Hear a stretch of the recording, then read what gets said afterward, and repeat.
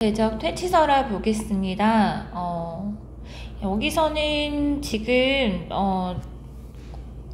구하러 가는 이제 사람이 정승의 이제 딸이잖아요. 근데 이제 공주로 묘사되는 경우도 있고 뭐 그렇습니다. 그래서 여의 같은 경우는 어쨌든 여인을 괴물에게서 구출하고 성공하는 이야기여서요. 민담 쪽에 들어가고 말씀드렸다시피 약간 행복한 결말 로 끝나는 설화입니다.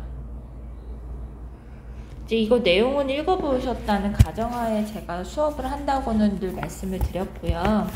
그러면 이제 여기서 읽어보시면은 여기서 이제 이러한 대립들이 있어요.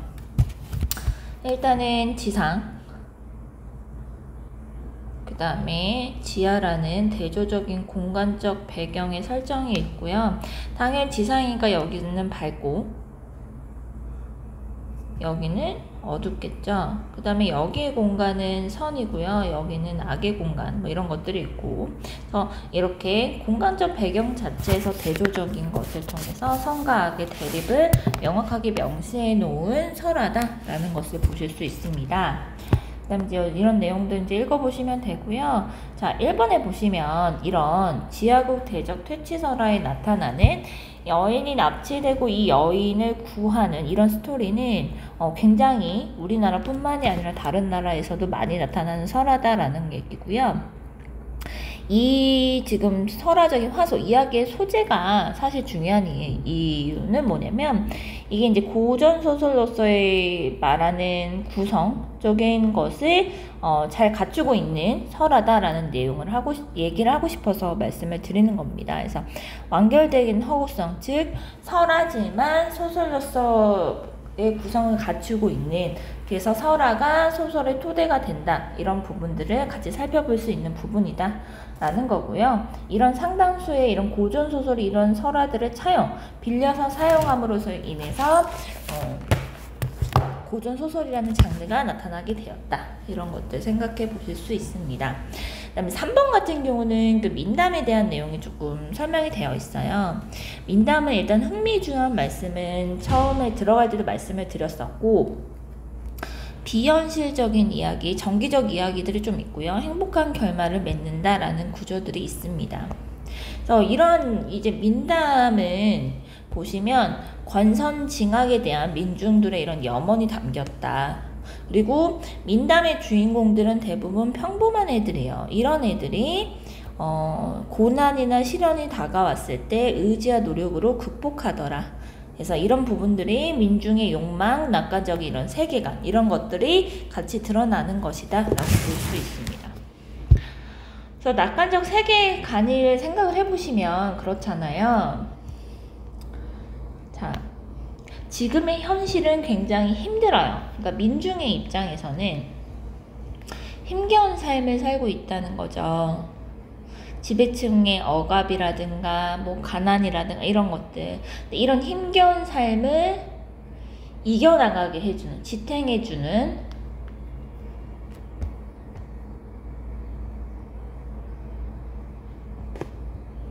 삶의 원동력일 것이다 라는 거죠. 이렇게도 같이 보는 의견이 있고요.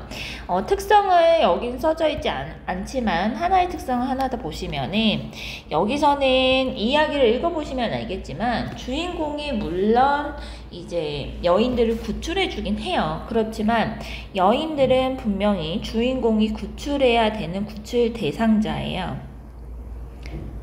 하지만 가만히 구출을 당하는 것이 아니고 어때요? 자신의 구출을 위해서 주인공을 돕는 조력자의 역할 또한 하고 있다라는 거죠. 그래서 여기서는 단순히 수동적으로 구출을 기다리는 대상자가 아니라 적극적으로 주인공을 돕는 조력자의 역할을 하고 있다. 이런 부분들을 한번 보실 필요가 있다라는 생각이 듭니다. 자, 6번째 화한계고요. 이제 이 설화 같은 경우는 비유의 방식을 썼다는 점이 특징적이고요. 그 다음에 비유를 통해서 실질적으로 비판하고 싶은 바를 돌려서 비판했다, 풍자했다라는 것들이 특징적입니다.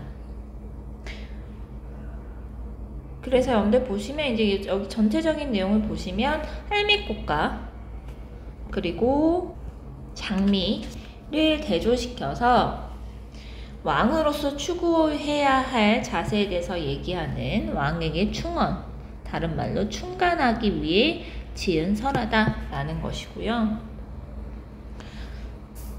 지금 여기 보시면은 장미 얘기가 나오고 그 다음에 백두공, 그러니까 할미꽃이 나와서 뭐 이런 얘기를 하죠. 저는 백동입니다. 그래서 자기소개를 하고요.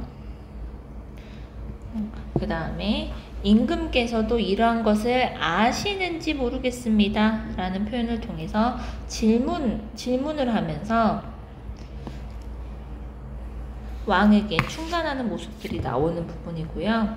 그 다음에 중간에 이제 여기 부분에서는 여러분들 안 나오는데 보시면 이렇게 질문하고 나서 임금은 이러시다고 하던데, 임금은 총명의 사리 판단을 잘한다고 해서 찾아왔는데, 그러니까 임금의 그런 세상에 대한 평판 이런 걸 제시하고요. 이제 보니 아닌 것 같다, 그렇지 않다 라고 얘기하면서 자신의 판단을 얘기하고요. 그러고 나서 고사를 인용합니다. 맹자와 풍랑의 이런 삶을 고사를 인용하거든요. 자, 그러면 이렇게 하면서 본인이 이제 설득을 하면서 비판을 하는 건데, 이 고사를 인용하는 이유는 여러분들 뭐냐면, 이 사람들이 굉장히 어지고 뛰어난 능력을 가지고 있었지만 벼슬이 높지 않았다라는 것은 뭐냐면, 임금이 어진 인재들을 제대로 등용하지 않은 현실, 이런 것에 대한 비판을 강화하기 위한 소재로서 쓰였다라는 것을 보실 수 있는 거죠. 자, 화한계의 문학사적 의의는 여러분들 이거예요. 자, 일단은 정치 세계를 꽃의 세계에 비유한 부분입니다. 그리고 또 장미랑 소박한 할미꽃을 대비시켰고요. 그러니까 이런 이제 문학적인 기법들이 훨씬 더 많이 쓰였다라는 거죠. 하지만 여전히 설화적인 면모, 교훈성, 목적성 이런 것들이 굉장히 잘 드러나기도 합니다. 그래서 이런 걸 통해서 나중에 가전체 문화, 그러니까 동물이나 식물이나 이런 사물들이 마치 인간처럼 얘기하는 이런 가전 문학에 영향을 주었다, 의나 소설에 영향을 주었다, 이런 것들을 같이 찾아볼 수 있고요. 그 다음에 백두홍의 말하기 방식은 사실 백두홍이 말하는 부분이 다 전체적으로 나오지는 않았지만, 여기서 특징적인 점은 이런 부분이죠. 우의적인, 간접적인 이런 말하기 방식을 사용을 하면서 임금이 깨닫도록 하더라 라는 부분들입니다. 그래서 마지막에 지금 여기서 안 나오는데 서리적 질문으로 끝나거든요. 그래서 임금이 스스로 생각하게끔 서리적인 말하기를 전반적으로 하고 있다라는 부분들은 체크하시면 될 것 같습니다. 이 작품과 관련된 작품이 이이순의 화항전이라는 소설이 있거든요. 얘도 가전체 소설이에요.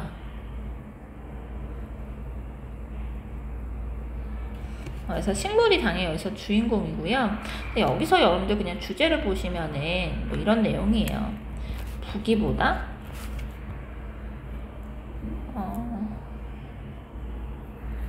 주제가 부기보다 절개가 중요해, 뭐 이런 내용입니다. 그래서 시간 나시면 한 번 더 찾아보셔도 좋을 것 같습니다. 그 다음에 뭐 쭉 넘기시고, 여기 부분에서 보기 부분 한번 보실 필요가 있어서 봤는데요. 자연물에 의탁한다, 의인화한다 이런 표현 기법들 같이 가는 단어들은 한 번 더 보시라고 체크하는 거예요. 자, 그럼 여기까지 했을 때 상고시대 문학이 끝났는데요. 상고신학의 그 시대에 나타나는 이런 신화전설, 민담을 포함한 이런 설화들은 결국에는 나중에 창작되는 여러 가지 문학의 소설의 기본적인 이야기, 화소 근간이 되거나 어쨌든 영향을 미치는 애들입니다. 이제 고려시대로 들어가서 고려시대 때 가정체 소설에 대해서 먼저 같이 살펴보도록 하겠습니다. 일단 고려시대에서 빼놓을 수 없는 사람이 첫 번째 임춘이 있거든요.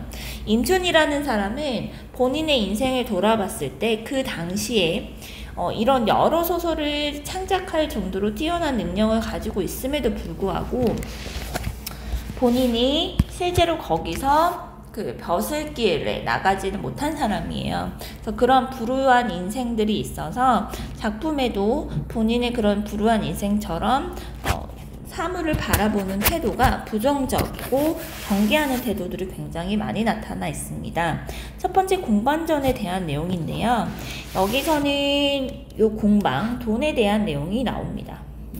그래서 전반적으로 가전체니까 사물이든 식물이든 간에 이러한 것들을 의인화시킨 거고요. 그래서 여기서는 보시면 이런 사회상을 비판하기 위해서 작가가 의도적으로 설정한 인물입니다.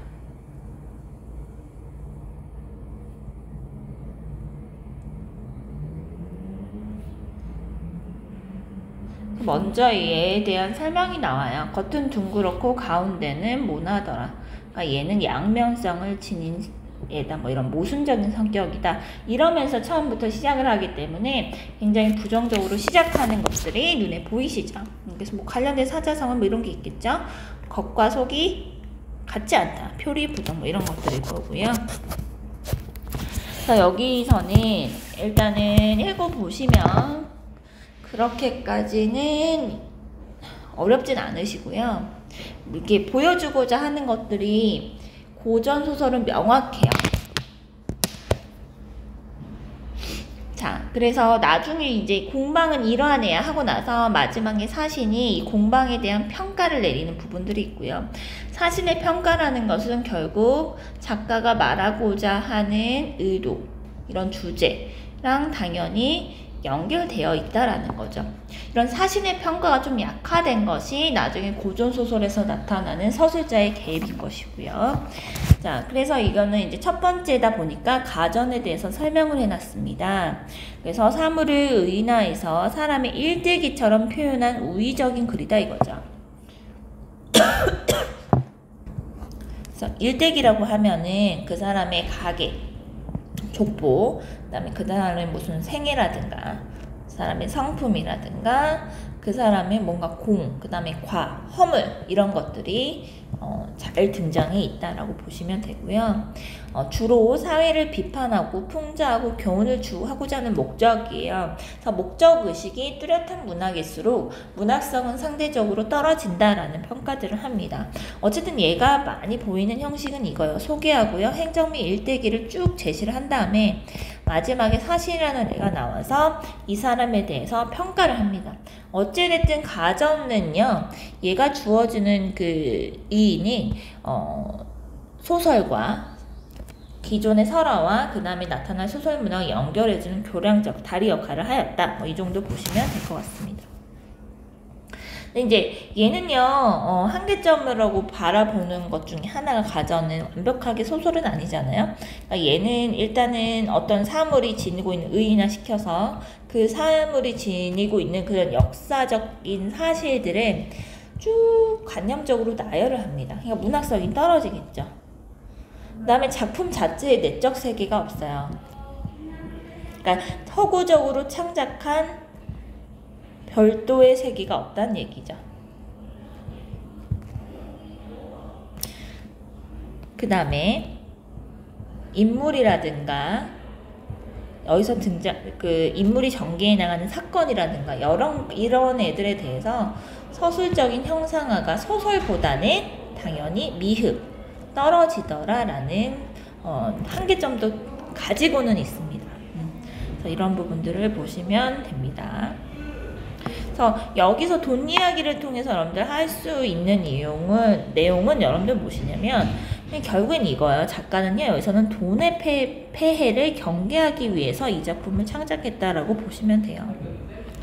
그래서 여기서도 이제 청렴한 공우라는 사람과 공방을 대비시켜요. 대비시키면서 임금의 신하를 섬기는 신하의 도리, 임금이 섬긴 신하의 도리, 그 다음에 이러한 신하를 등용한 임금의 도리에 대한 것을 얘기를 하는 거죠. 즉 현대사회에서 신화, 그 다음에 임금에 대한 두 가지에 대한 비판이 같이 나타나 있다라는 건데요. 사실 이것은 한계점으로 지적되는 것 중에 하나가 이거예요. 그러면 그래, 돈이 문제일 수 있어. 그러면 뭐냐면 돈의 올바른 활용법을 제시하면 되잖아요.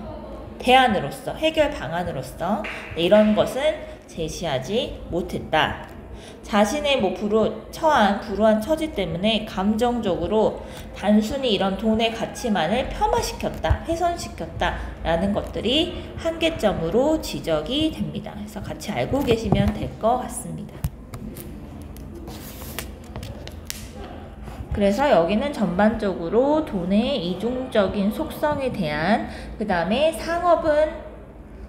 상업이 발전하는데 상업을 좋게 보지 않고 농업을 중시하고자 했던 작가의 이런 가치관과 사상이 잘 나타나 있는 소설이다라고 생각하시면 될 것 같습니다. 자, 국순전이에요. 이것도 임춘이 지었기 때문에 술에 대해서 비판적으로 바라보는 시선이 굉장히 큽니다. 자, 여기 보셨다시피 부정적 인식을 바탕으로 술을 경계하라 라는 부분이에요. 이거는 이제 전반적으로 읽어보시면 되는데 마지막 부분에 이런 부분이 나오죠. 산도라는 사람이 얘기를 하더래요. 길이나를 낳았을꼬 하지만 백성을 그르치는 자도 될 수 있다 라는 거죠. 그래서 이걸 통해서 술의 폐해가 생길 수 있다 라는 것을 작품에서 경고하고 있습니다. 국순전에서는요, 여기서도 역시 교훈성이 보이고요. 의인화를 시켰기 때문에 우위성이나 이런 것들도 보입니다. 그래서 여기서 얘기하는 것은 술로 인해 방탕한 사람이 되는 것을 경계하고 어떻게 살아야 될 것인지에 대한 교훈을 전달하는 거예요. 그래서 이제 이렇게 의인화를 시켜서 전달을 했을 때 어떤 효과가 있을까라고 했을 때는 이건 거죠. 직접 어떤 사람이 아니라 술을 통해서 의인화의 기법을 사용하면 의도한 바를 효과적이면서도 좀 더 완곡하게 전달할 수가 있겠죠. 그래서 우위적인 이런 완곡하게 간접적으로 전달하는 기법이 더 많아지고 세련될수록 저희는 문학적 형상화가 높다, 문학적이다 이런 표현들을 쓸 수 있다라고 보시면 되고요. 여기서도 양면성이 여러분들 나오는데 이거죠. 신하로서 국가를 흥하게 할 수도 있지만 분수를 지키지 못하면 비난을 받을 수 있다. 또 임금의 입장에서 관리를 잘못 등용하면 나라의 정치를 그르칠 수 있다는 것을 통해서 계속적으로 그 당시 임금과 신하를 동시에 비판하는 부분들이 보입니다.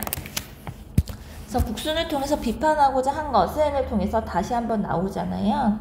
그래서 향락에 빠져서 정치를 돌보는 일에 게을려 하는 임금, 이런 임금에게 충원을 하는 것이 아니라 같이 혼란을 빠뜨리는 신하, 그래서 유능한 인재들이 등용되지 못하는 정시현실을 비판한다는 거죠. 즉 여기서 보이는 것들이 바로 이거예요. 이러니까 내가 벼슬길을 못 나갔지. 그러니까 자신이 벼슬길을 나가지 못하는 부분을 합리화시키면서 자신이 지니고 있는 세상에 대한 불만을 같이 나타내고 있다는 것이 작품에서 보인다라는 것이죠. 이런 부분들을 한번 보시면 될 것 같습니다. 그러고 나서 넘겨서 51쪽 보시면은요, 여기 보시면 가전체 형식에 대해서 굉장히 정리가 잘 되어 있어요. 이런 부분들을 한 번 더 읽어보시면 좋을 것 같습니다. 자, 국선생전인데요. 이규보라는 사람이 달라요. 이 사람은 고려의 무신난이 있고 나서 오히려 이 일로 인해서 벼슬을 얻었던 사람이에요. 그렇다 보니까 본인의 삶이 다르니까 임춘과 같은 소재로 소설을 쓰더라도 해석이 달라집니다. 그래서 여기서도 이제 보시면 읽어보셨다고 생각하고 이제 제가 항상 설명을 드리잖아요. 그래서 이제 보시면 이런 거예요. 인간과 술의 관계를 임금과 신하의 관계로 옮겨서요. 어진 신하는 변함없이 임금께 충성을 다해야 된다라고 얘기를 하거든요. 그러면 넘겨서 여기 부분 보시면 국성이라는 애는요, 이 자체는 이 사람이 거의 비판받을 점이 없어요. 다만 세 아들이 방작이 굴어서 얘네들이 모형의 탄핵을 받고 자살을 하거든요. 이 모형은 붓을 의인한 거고요. 이제 상소문에 의해서 아들들이 이제 그 탄핵을 받고 자살하게 됩니다. 그래서 오히려 이 아들들이 있고 나서 벼슬을 거절하면서 이 사람이 물러나요. 그래서 오히려 이러한 부분들 때문에 국성의 이런 덕, 충성, 심 이런 것들이 오히려 강조되는 효과가 있다라는 것을 보실 수 있고요. 그 다음에 2번에 보시면은 임춘의 국순전과 이규배의 국선생전을 비교를 해놓은 건데요. 전반적으로 술을 의인하고 관련된 인물이나 지명이나 이런 부분들은 유사합니다. 하지만 태도가 달라져요. 왜 그러냐면 말씀드렸다시피 국순전은 굉장히 부정적이에요. 부정적이고 풍자라면 국선생전은 달라요. 그래서 이게 결국에는 여러분들 얘기하고자 하는 것은 이거죠. 쓴 작가의 삶이 작가의 가치관이라든가 인식이라든가 태도에 당연히 영향을 줄 것이고 이러한 것이 결국 작품에까지 영향을 미치더라라는 얘기를 드리는 겁니다. 그래서 이제 3번을 통해서 여러분들 알 수 있는 것은 물론 술의 부정적인 부분도 여기 나오긴 나오지만 마지막에 국순이 벼슬을 물러나는 장면에서 충성하지만 때로는 스스로 물러나는 바람직한 신하의 모습을 제시하고 있다. 즉 술을 긍정적으로 국순전과 달리 긍정적으로 인식하고 있다라는 점을 알 수가 있습니다. 자, 청강사자 현부전이고요. 여기서의 청강사자라는 것은 벼슬 이름입니다. 그 다음에 현부는 검은 옷을 입은 사내, 즉 거북을 의인한 표현입니다. 그래서 이 작품은 자신의 능력을 믿지 말고 너무 과하게 믿지 말고 말과 행동을 신중하게 하고 살아야 된다라는 내용이에요. 그래서 여기를 읽어보면 알겠지만 옛날에는 거북이 점을 치는 데 있어서 그 등껍질이나 이런 걸 활용해서 점을 치면서 그 거북이를 썼었어요. 그래서 그러한 부분들 때문에 이제 거북을 자꾸 등용하려고 했다. 이 정도 생각하시면 될 것 같은데요. 이런 부분들을 읽어보시고 중간에 보시면 작품 속에 이야기가 들어가 있어요. 그런 것들을 사파라고 하죠. 네, 여기서 사파는 등장인물과의 삶과 직접적인 관련은 없고 제재랑 관련이 있어요. 그래서 이걸 통해서 작가는 자기 신이 전달하고자 하는 주제, 의도를 합리화하는 기능을 합니다. 그래서 어쨌든 여기서는 자만하지 말고 항상 말과 행동을 삼가야 한다라는 작가의 생각을 잘 드러내기 위한 표현 기법이다라고 생각하시면 될 것 같습니다. 국선생과의 공통점은 이게 두 개 다 이규보가 쓴 거예요. 그래서 자신의 삶이 성공적이다 보니까 사람이 아닌 다른 동물이나 사물을 주인공으로 삼았을 때도 그 주인공은 긍정적인 시선으로 바라보고 있고 여기서도 마찬가지로 벼슬길에 나아가고 물러날 때를 알고 처신하는 부분 이런 것들을 통해서 비슷한 유사점이 있고요. 어찌됐든 약간 고려시대까지는 이런 교훈이나 역적의식이 더 뚜렷한 소설들이 훨씬 많이 나타난다 정도 보시면 될 것 같습니다.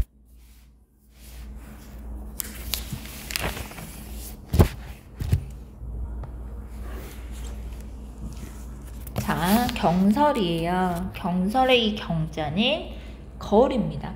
거울을 문학에서도 소재로 많이 돼요. 왜냐하면 거울을 통해서 저희가 모습이 비치잖아요. 그래서 반성의 소재로도 쓰이고, 거울 같은 경우는 문학의 소재로 많이 쓰이니까 거울에 대한 것은 잘 보실 필요는 있습니다. 그래서 여기서는 거사라는 사람이 나오고요. 그 다음에 객손이라는 사람이 나와요. 그래서 거사랑 손이라는 사람이 서로 물어보고 답하는 문답의 과정을 통해서 거사, 즉 작가가 말하고자 하는 바가 나오는 이야기입니다.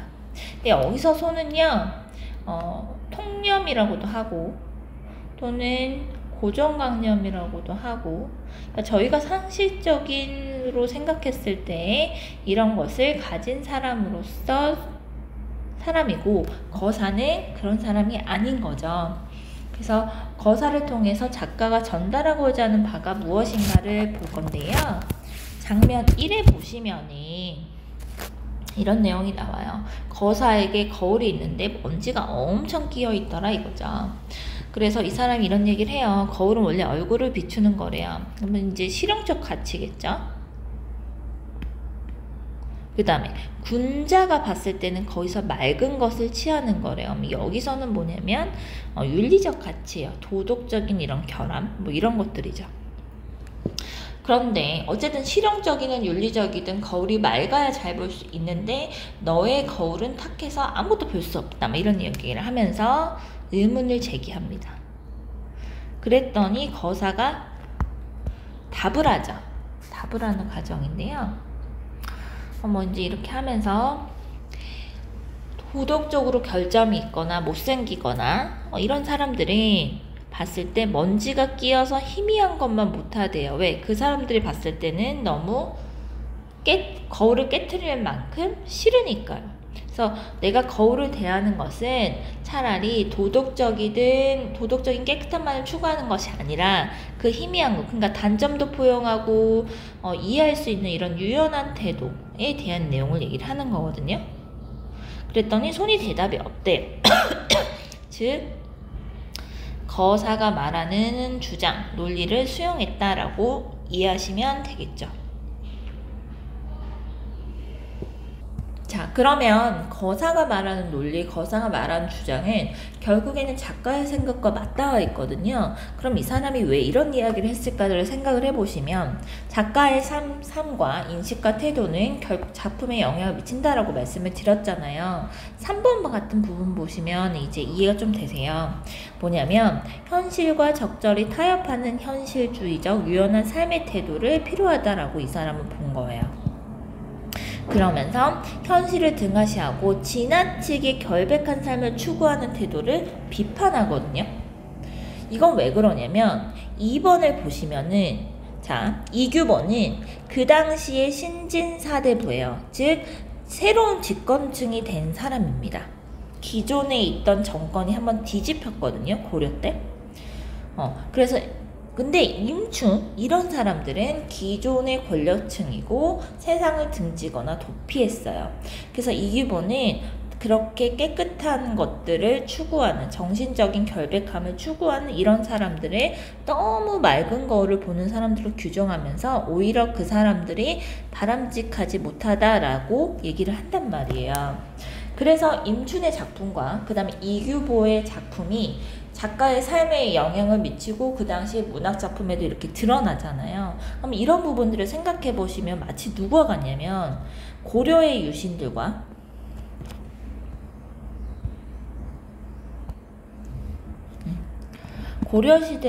고려시대에 남아있는 유신과 그 다음에 조선 건국 세력과도 거의 유사하다는 생각이 들거든요.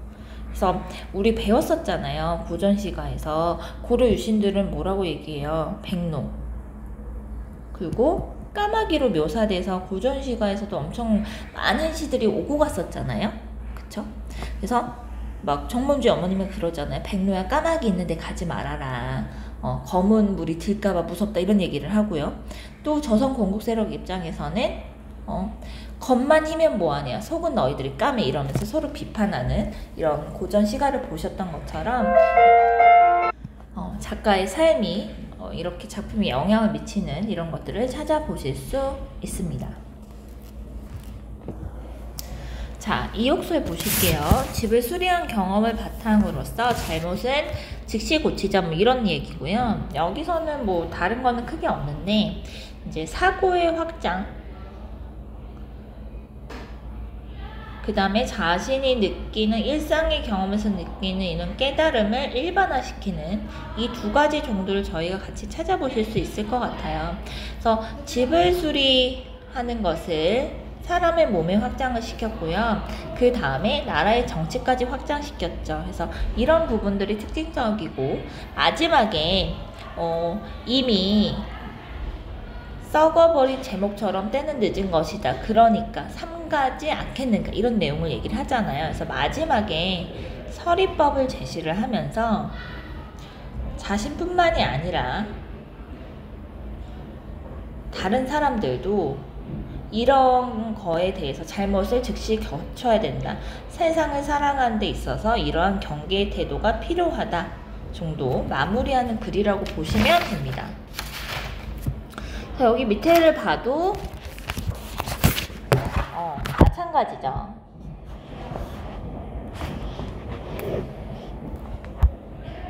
자, 이제 여기서는 유추 정도만 보시면 될 것 같은데요. 유추라는 것이 뭐냐라는 것은 서로 다른 두 대상을 통해서 다른 한쪽의 성질을 미루어 짐작하는 방식입니다. 그래서 유추는 저희가 왜 비문학에서도 많이 나오니까요. 이걸 통해서 유추의 개념은 좀 알아보시면 좋을 것 같습니다.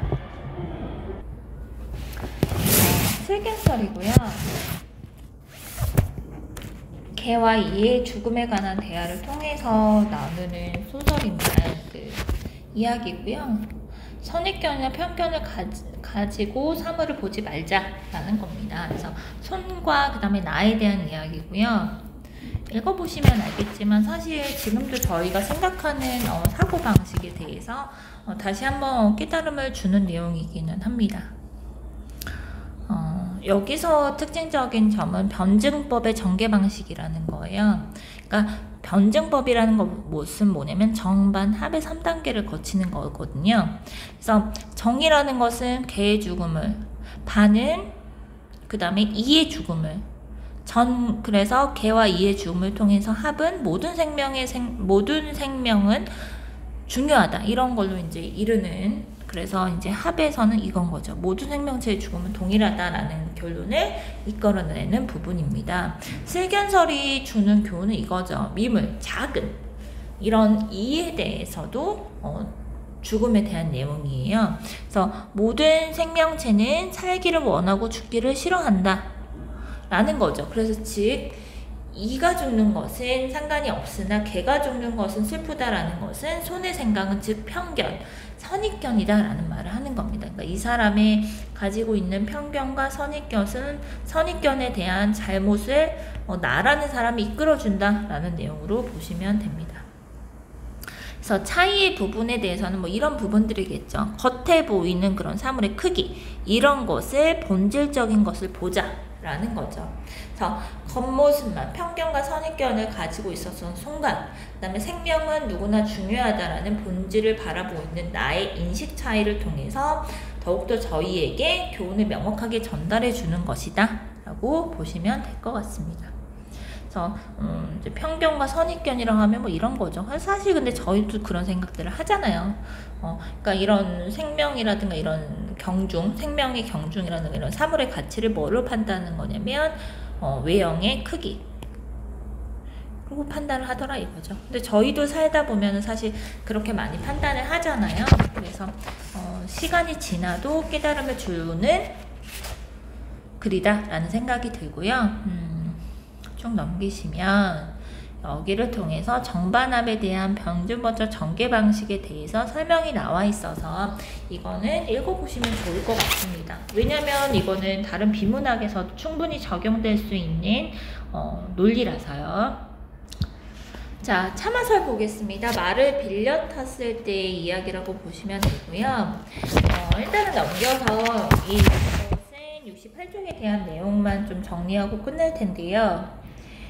이제 여기서의 전개 방식을 여러분들 좀 보시면 일단 약간 수필 같은 느낌이잖아요. 계속 뒷부분은 일상적인 경험, 이것을 통한 깨달음을 개인적인 것이 아니라 일반화를 시키면서 삶의 자세를 제시하는 교훈의 글이에요. 그래서 저희가 일반적으로 지금 이제 보시는 수필과 거의 유사한 느낌이 드시잖아요. 그래서 참화설이 주는 교훈에 대해서는 이거죠. 소유에 대한 보편적인 깨달음에 대한 내용들이 나오고요.